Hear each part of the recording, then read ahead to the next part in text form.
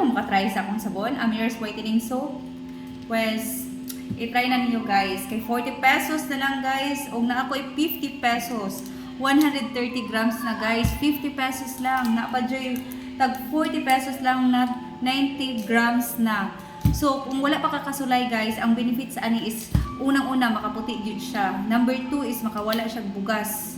Number 3 makawala siya dark blackheads o dry skin sa ato ang panit, no?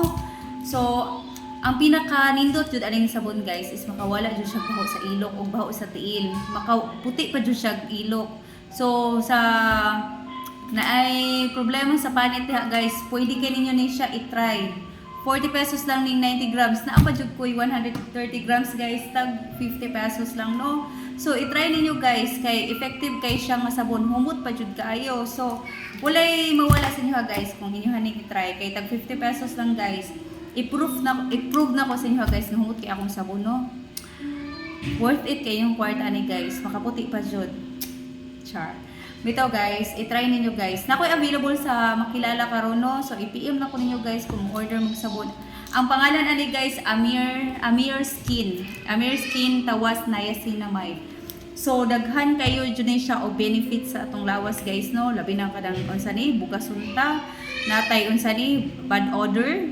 Syempre, kinsa ko'y gusto guys, no, nga manimaho ato ang pakpak, no? So, ang akong kuan jud, ang ako yung review sa akong sabon guys. Ako man jud una nakasulay sa akong sabon guys, no.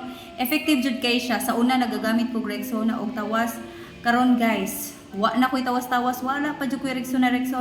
Tungod lang ani nga sabon guys.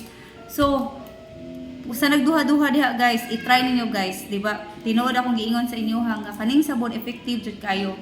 Makawala jud kay ni siya o gamit kay siya sa ato ang pamanit guys, di ba? So, PM na.